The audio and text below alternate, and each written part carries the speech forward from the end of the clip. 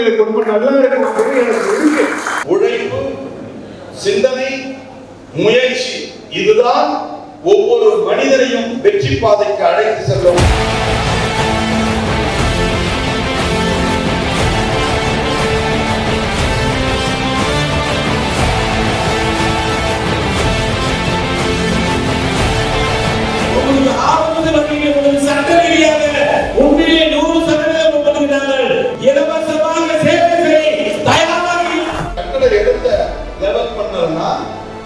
சரிப்படுத்தலனா எவ்வளவு பெரிய மூளை இருக்கிற இன்ஜினியர் வந்தாலும் வீடு கட்ட முடியாது.